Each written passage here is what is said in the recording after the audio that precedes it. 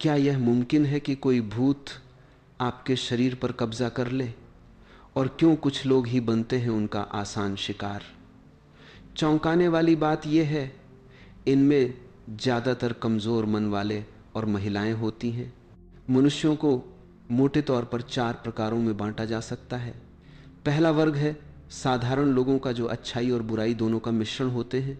दूसरा वर्ग है असाधारण लोगों का, जो या तो अत्यधिक अच्छे होते हैं या अत्यधिक बुरे। तीसरी श्रेणी उन लोगों की है जो न तो अच्छे हैं न बुरे, दोनों से परे हैं। इन्हें क्या कहा जाए यह स्पष्ट नहीं। चौथा वर्ग उन लोगों का है जो अच्छाई और बुराई के बीच पूर्ण संतुलन में होते हैं। तीसरे और चौथे प्रकार के लोग ऐसे हैं जिनकी जन्म मृत्यु की यात्रा समाप्त हो जाती है। इस पर आगे चर्चा होगी। फिलहाल पहले और दूसरे प्रकार के लोग ऐसे हैं जिनका पुनर्जन्म चलता रहता है।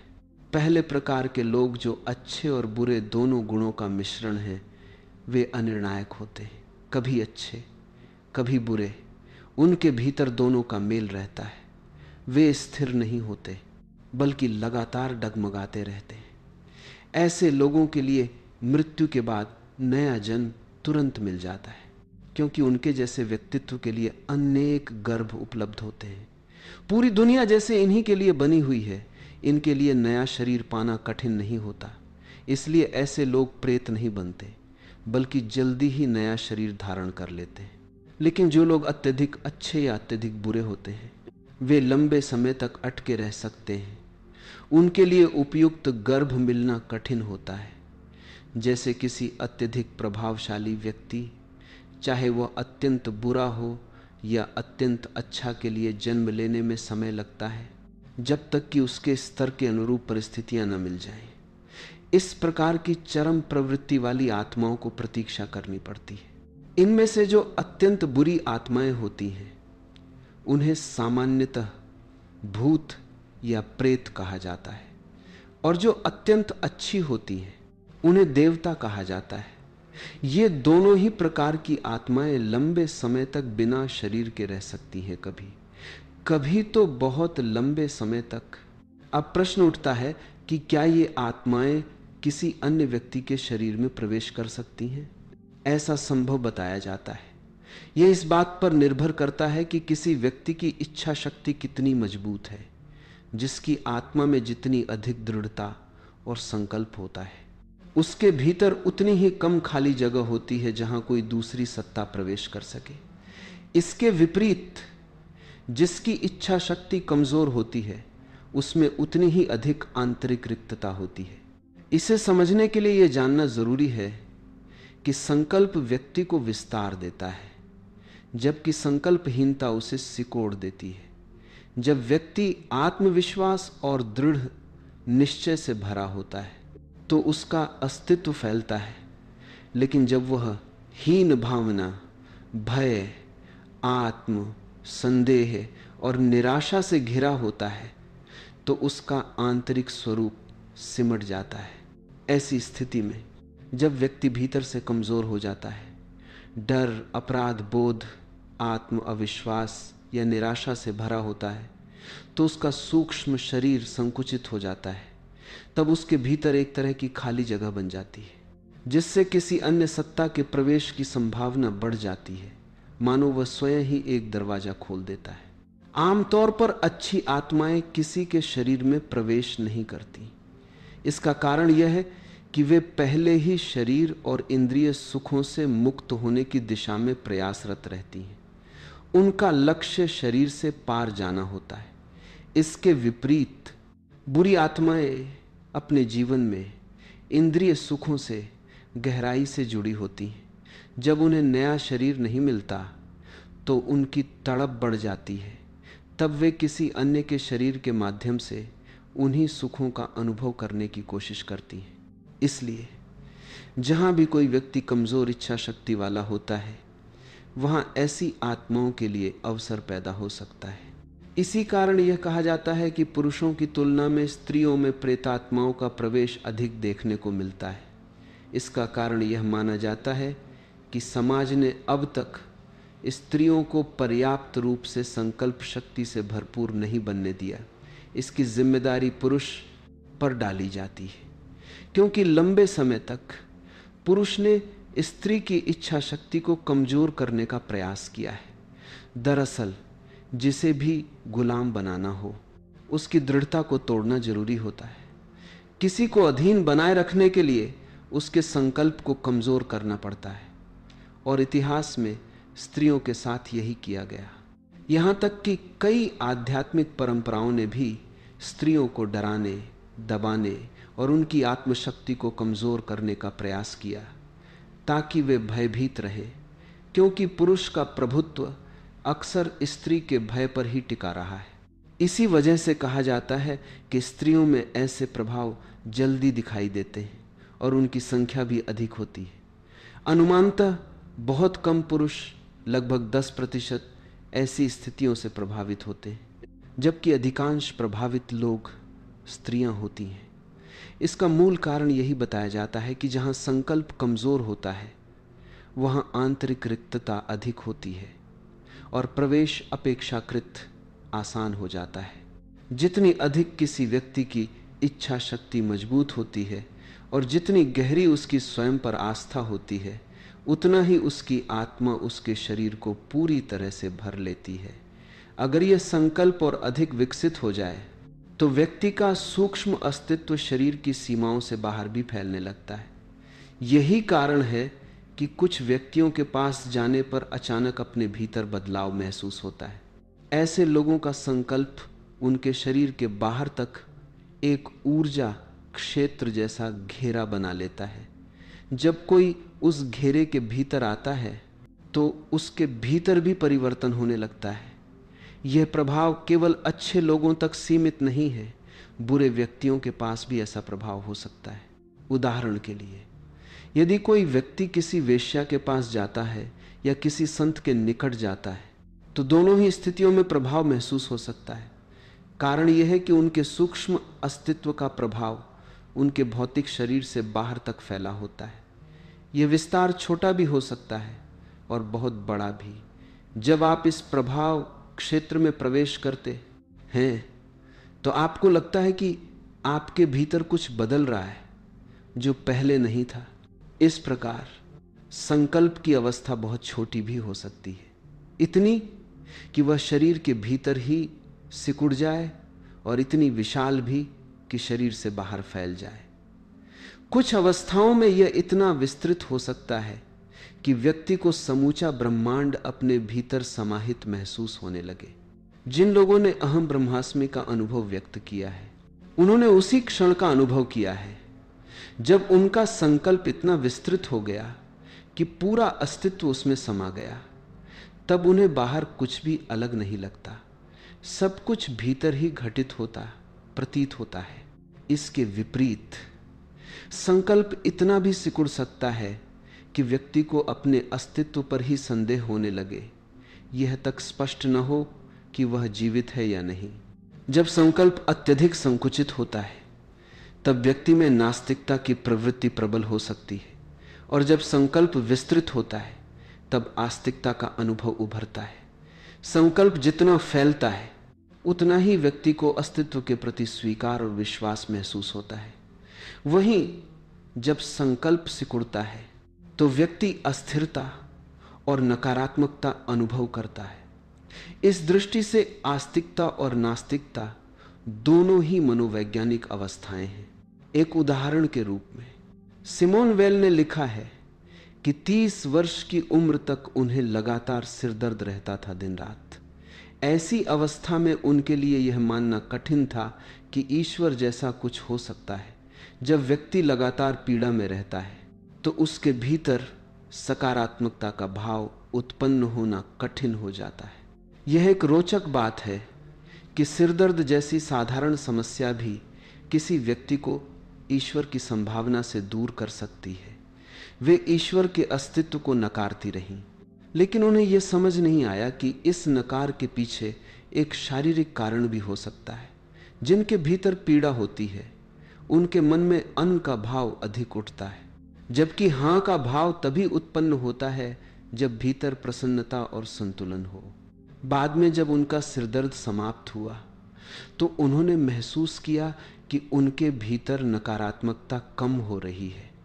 धीरे धीरे उन्हें यह भी अनुभव हुआ कि वे अनजाने में नास्तिकता से आस्तिकता की ओर बढ़ रही हैं। यदि किसी व्यक्ति का संकल्प कमजोर होता है तो ऐसी स्थिति में प्रेत आत्माओं के प्रवेश की संभावना बढ़ जाती है। विशेष रूप से वे नकारात्मक या बुरी आत्माएं, जिन्हें सामान्यतः भूत कहा जाता है, ऐसे अवसर की तलाश में रहती हैं। वे लगातार इस चाह में रहती हैं कि उनके पास अपना शरीर नहीं है, तो वे किसी दूसरे के शरीर के माध्यम से थोड़ी बहुत अनुभूति प्राप्त कर सकें। क्योंकि शारीरिक सुखों का अनुभव शरीर के बिना संभव नहीं होता, यही उनकी सबसे बड़ी पीड़ा है। मान लो कि कोई आत्मा अत्यधिक कामुक प्रवृत्ति की है, लेकिन उसके पास अपना शरीर नहीं है। उसके भीतर इच्छा तो पूरी तरह मौजूद है, पर उसे पूरा करने के साधन शरीर और इंद्रियां अनुपस्थित हैं। ऐसे में उसकी स्थिति अत्यंत कष्टदायक हो जाती है। उसका मन वासना से भरा है, लेकिन उसे संतुष्ट करने का कोई सीधा माध्यम नहीं है। इसलिए वह किसी अन्य व्यक्ति के शरीर में प्रवेश करके अपनी इच्छाओं को पूरा करने का प्रयास कर सकती है। जहां तक शुभ या सकारात्मक आत्माओं का प्रश्न है, वे सामान्यतः बिना बुलाए किसी के शरीर में प्रवेश नहीं करती। वे केवल तभी आती हैं जब उन्हें आमंत्रित किया जाता है।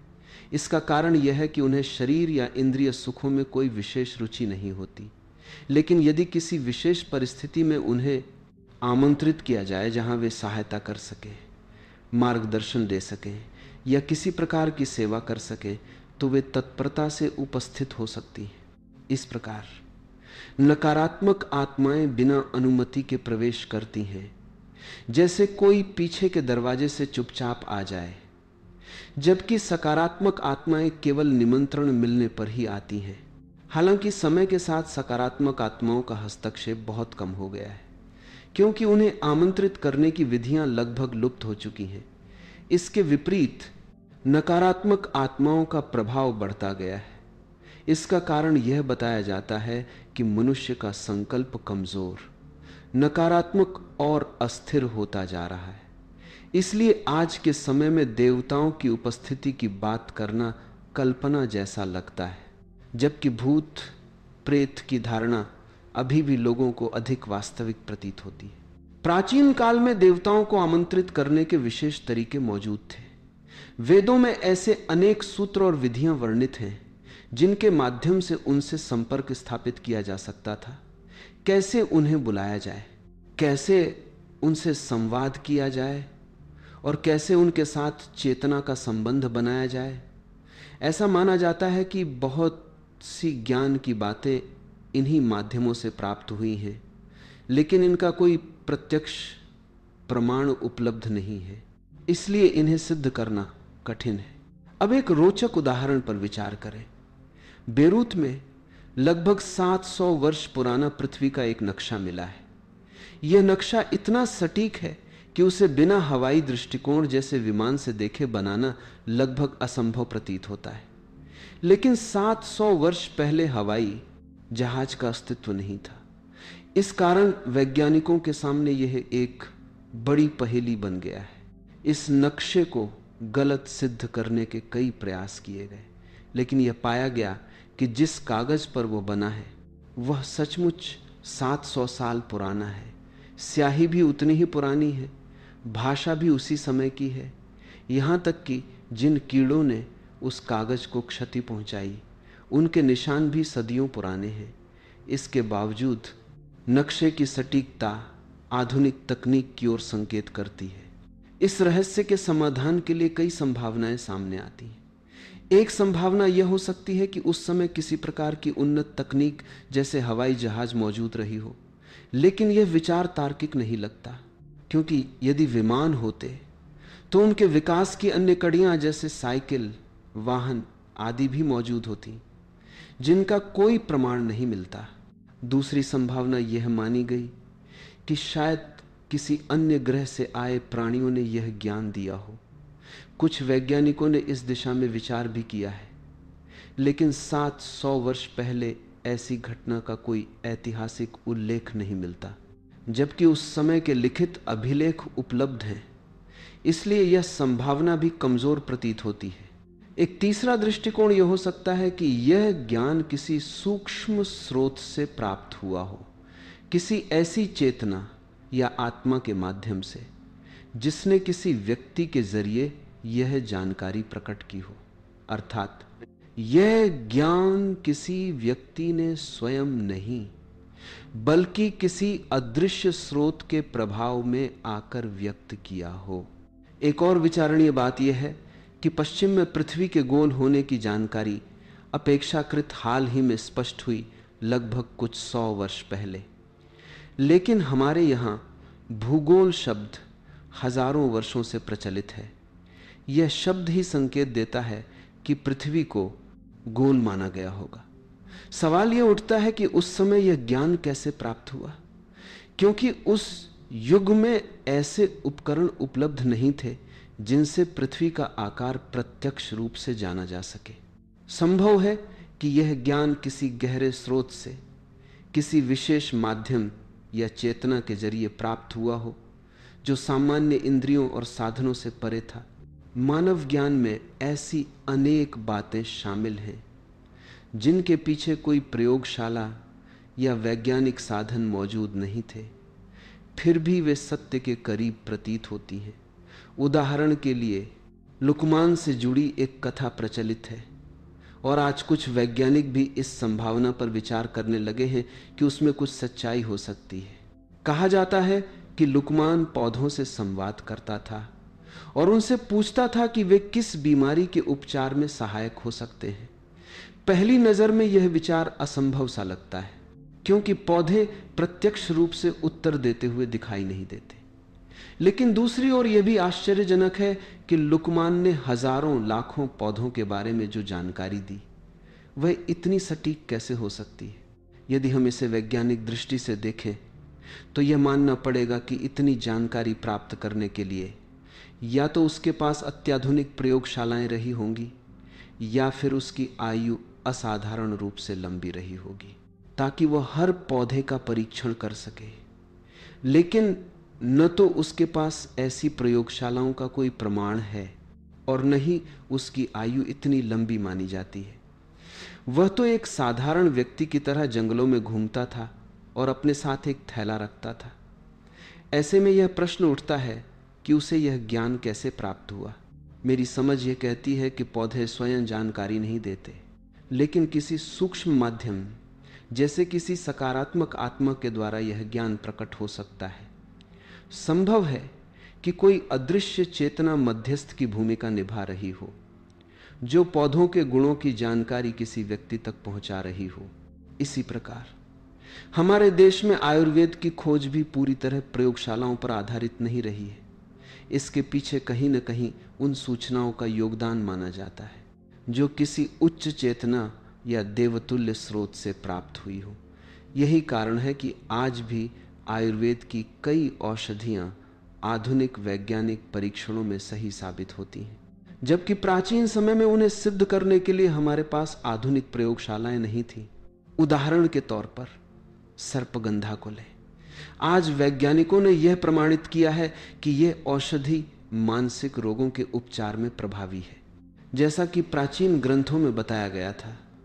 पश्चिमी चिकित्सा में भी इसका एक रूप सरपेंटिना अब महत्वपूर्ण दवा के रूप में उपयोग किया जाता है, विशेषकर मानसिक रोगों के इलाज में। लेकिन यह ज्ञान प्राचीन समय में कैसे प्राप्त हुआ, जबकि उस समय रासायनिक विश्लेषण की आधुनिक तकनीक उपलब्ध नहीं थी? संभावना यह जताई जाती है कि यह जानकारी किसी विशेष चेतना या आमंत्रित आत्माओं के माध्यम से प्राप्त हुई होगी, और संभव है कि भविष्य में मनुष्य को फिर से ऐसे माध्यमों की खोज करनी पड़े। इसी दृष्टिकोण से जब आज हम वेदों को पढ़ते हैं तो कई बातें कल्पना जैसी या असत्य प्रतीत होती हैं, जैसे देवताओं को बुलाना, उनसे संवाद करना, उनसे प्रार्थना करना। ऐसा लगता है जैसे यह सब केवल प्रतीकात्मक या काल्पनिक है, लेकिन यदि गहराई से देखा जाए तो उस समय के लोगों के लिए यह वास्तविक अनुभव रहा होगा। वेदों में देवताओं को इस प्रकार संबोधित किया गया है: मानो वे वास्तव में उपस्थित होकर संवाद कर रहे हों। और आश्चर्य की बात यह है कि इतने विस्तृत ग्रंथों में कहीं भी ऐसा संकेत नहीं मिलता कि किसी ने इस प्रक्रिया पर संदेह किया हो। उस समय देवताओं की उपस्थिति को सहज और स्वाभाविक माना जाता था। संभवतः उस युग में उन्हें आमंत्रित करने की विधियां विद्यमान थीं। यज्ञ और हवन जैसे अनुष्ठान केवल धार्मिक क्रियाएं नहीं, बल्कि गहरे स्तर पर आमंत्रण और आह्वान की प्रक्रियाएं थे। ऐसे माध्यम जिनके जरिए किसी सूक्ष्म चेतना से संपर्क स्थापित किया जाता था। तो आपके प्रश्न के संदर्भ में यही कहा जा सकता है कि जब सूक्ष्म शरीर स्थूल शरीर से अलग अवस्था में होता है, तब वही विभिन्न रूपों में जैसे प्रेत या देव अनुभव किया जाता है।